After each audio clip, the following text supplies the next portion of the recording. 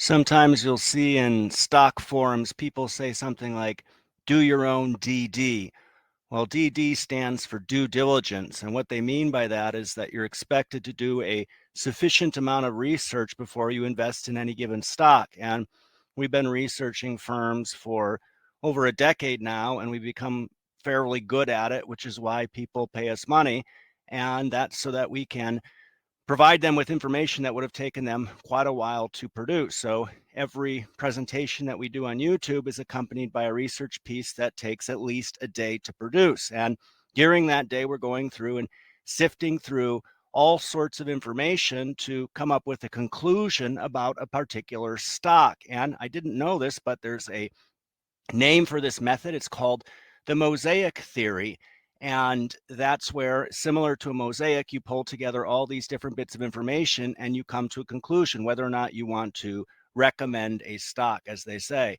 And there's also another method that was mentioned alongside Mosaic Theory, and that's the scuttlebutt method. It's somewhat similar, and that's what you'll see short sellers do. They'll go and they'll find ex-employees or ex-clients or customers and interview them about a company's products, things like that. That's difficult because a lot of ex-employees have axes to grind, and it's always easy to find people that support your thesis. So we like to keep things very objective. And the key sources of information we use to analyze companies, the first and foremost would be what they tell the SEC. So no company management team wants to go to jail. So they make sure that everything the SEC needs to know is buried in those filing documents. And a good deal of that isn't in the investor decks, which is where we might look next. Honestly, in a lot of cases, we can produce an entire research piece just on what's in the 10K and 10Q. There's really that much information in there, and it's quite rich sometimes. Then you can turn to investor decks, probably to get graphics, like nice charts, things like that. Sometimes they'll put information in there that you can't find in regulatory filings. And then, of course, we'll supplement that by looking at white papers, or academic studies are useful. Third-party analysis. So for this piece, we used a couple research pieces from Harvard Business Review. And then you can also look at, social media, or information in the public domain from Glassdoor, though, again, that's usually people with an axe to grind. Or LinkedIn. That's useful to see what company executives have been up to in the past. And of course, Google searches are very useful. We use Google constantly to find things. Oftentimes you put a CEO or a founder's name in there and you can uncover things that they've been up to in the past that may not be so obvious. So we pull all this information together, and that allows us to assess the viability of investing in any single stock. So we had written about Altair Engineering, I think 2 or 3 years ago, and we had it down as a like. So we classify all stocks. We have a stock catalog with probably close to 440 stocks in it. And we classify them in 3 buckets. Love, that means we're actually holding the stock. Doesn't necessarily mean we love it today. It just means that it happens to be in our portfolio. Like means that we would consider owning that stock, but we don't for whatever reason. And avoid means that we're avoiding it entirely. Now, Altair we had down as a like. We wanted to revisit that and say, is this a company today, now that we're in a bear market, is this a company we want to hold? So what they dabble in are really 3 segments you can see here: physics simulation and conceptual design software. That's what they started in. High performance computing. So they're apparently a leader in providing high performance computing software, mainly to manufacturing firms. And then data analytics and AI. So we listened to a recent presentation. I believe they gave it at a NASDAQ investor conference, and the CEO, co-founder, and chairman of the board, honestly, he sounds a lot like, if you've seen Office Space, he sounds just like Bill Lumbergh. It's hilarious. But he gave this presentation and talked about these 3 business areas and described it as the convergence of, kind of an everything's connected, Internet of Things, sort of digital twins, where it's all coming together. And it seemed rather vague, to be honest, but you can see where they might be going with this. And if you read across the bottom here, you can see they have 77 different let's say, product silos. So structural analysis, you could see fluids and thermal, Internet of Things, data analytics. There are a lot of different things. Electronic system design, they've recently been dabbling there. And they're similar, I guess by definition, they're a conglomerate. So they've acquired 43 companies or technologies since 1996, 24 in the last 5 years, and then 2 this year so far. They only recently IPO'd, I think would have been 8 years ago. It's relatively recent.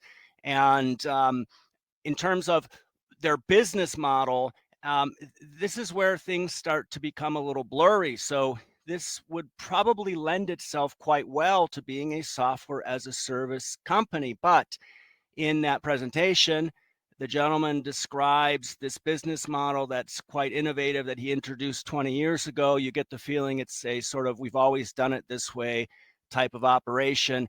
And customers buy usage units using single-year subscription contracts, and then the average customer uses more than 20 products from the portfolio of 77 software products on offer, with automotive and aerospace combined accounting for approximately 41% of 2021 billings. Now, my understanding is that automotive is around 34 or 35%, so they're quite heavily weighted in the auto industry. Now, when it comes to revenue growth, as diversified as they are, they're doing quite well. So that's about a 9% compound annual growth rate since they had their IPO. Good international diversification here. You could see America's 38%, EMEA, that's Europe, Middle East, Africa, 30%, and Asia Pacific, 32%. So that's great to see. But there's some problems here. So first, we'll start with the governance problem, and this isn't that big of a deal, but it's worth noting. The gentleman in charge, Mr. Scappa, he's the CEO and chairman of the board and a co-founder who's been on board there for 37 years. Now, in ESG, that stands for environmental social governance, the governance aspects of that, we used to explore that at the firm that I worked at, and they had kind of a similar problem. And it's funny that they actually got rid of that segment. But you have a CEO and chairman of the board. That's a red flag in terms of governance. And this Harvard Business Review article describes it quite well. It says, by monopolizing both jobs, the founder, CEO, board chair denies the company the opportunity to benefit from the skills, experience, and capacity that a second corporate leader could provide. I think a good example there would be when Mr. Elon Musk got in trouble with the SEC and he stepped down as chairman of the board. And they said investors and corporate governance experts said the agreement could strengthen Tesla, obviously, right? So the idea is that the CEO reports to the board. You can't be your own boss. And when the chairman of the board also is the CEO, it's the equivalent of having somebody be their own boss. And I've worked in firms like that, and there's a little bit of a dictatorship going on at the top there. You don't disagree with the most powerful person in the company. They usually get their way. So another way to put it would be that, even the most extraordinary founder's talent set doesn't likely include both a CEO's ability and a board chair's ability. So it's a disservice to shareholders, really. And an example I would give for Altair would be, there was an article, I think, newspaper article interviewing Mr. Scappa, talking about how the company had a bunch of skunk work projects, something like they're building a bus or they're building some hardware, but something completely, well, you could argue it's unrelated to their core competencies. And the comment was made that their board had actually stepped in and say, listen, you're getting a little bit too sidetracked there, which is good to see, right? The other members of the board brought him back in. So maybe they're able to control that, but it's something worth noting when you look at any firm. And I listened to this 30-minute presentation, and it seemed quite clear that this gentleman drives everything in this company, and it's certainly been successful. But that can also be a double-edged sword, particularly when it comes to innovating or perhaps providing useful metrics that most software as a service companies do, instead of saying, well, our business model is so unique and so perfect and great that we don't need to do what other firms are doing. So when you look at what they're actually driving revenues from, here you can see 84% coming from software, and that's under, you see term licenses, perpetual licenses, that's bad. So you never want to have perpetual licenses, but, and then maintenance, that's pretty old school when you start charging maintenance. I mean, it seems to be that, this could be put together a lot simpler in terms of how this is being described. And then you can see the various services that are much lower margin than software, which is quite high margin. It's approaching 80%. So this is a really solid business, and it can be quite profitable. They have 13,000 clients.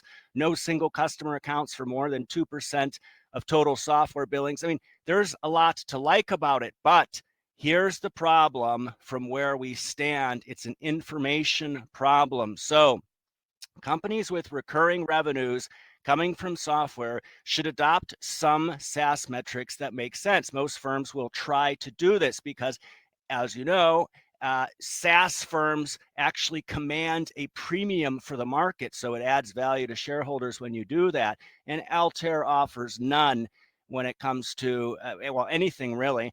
Quarterly annual reports should come with a basic deck that contains key metrics for investors to watch.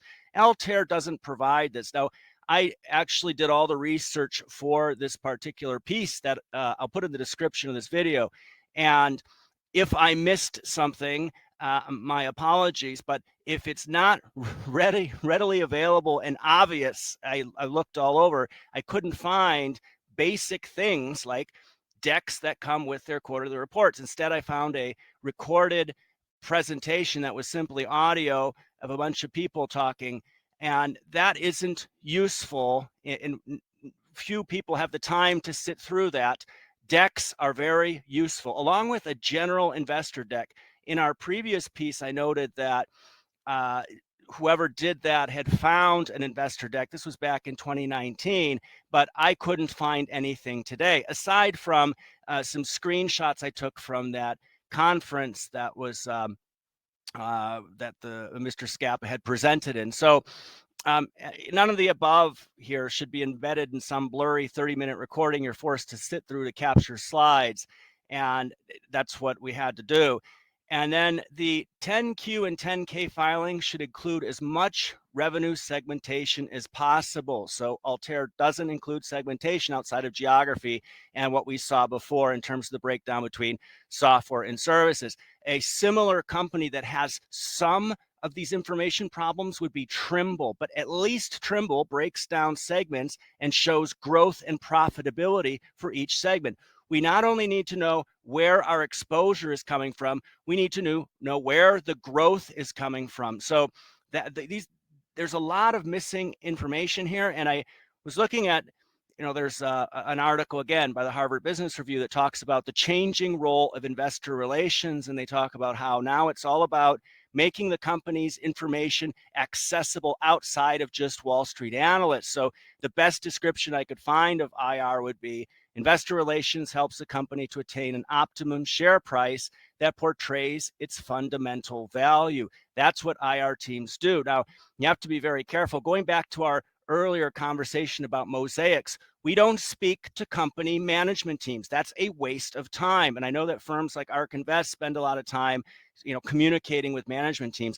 These are people who have been trained by investor relations to speak to the press, and what they say is usually vetted by legal. So you're spoon-fed whatever marketing spiel is that they've been allowed to say. So that isn't a source that we use for our own mosaics, and you have to be careful about investor relations because they generally, not all that they say is useful, but they should be responsible for this bullet list you see here, for making sure that at least the most basic information is provided so that investors can make informed investment decisions. So we don't believe that's the case with Altair Engineering. Now, that said, We look real quickly at valuation. You can see here that we've calculated this. It's market cap divided by annualized revenue. So that 160 actually needs to be multiplied by 4. That's 640, gives you 7.5. You can see where that sits here compared to other firms. So it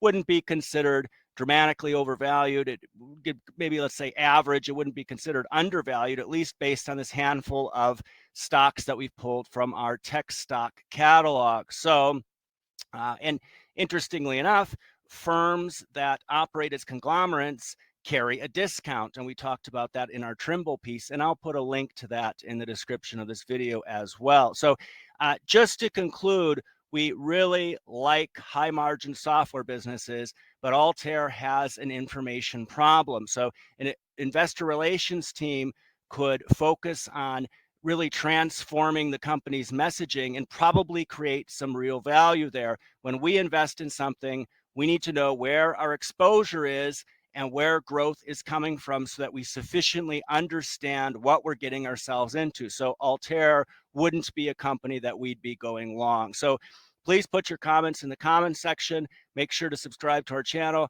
Thanks so much for taking the time to watch this video today.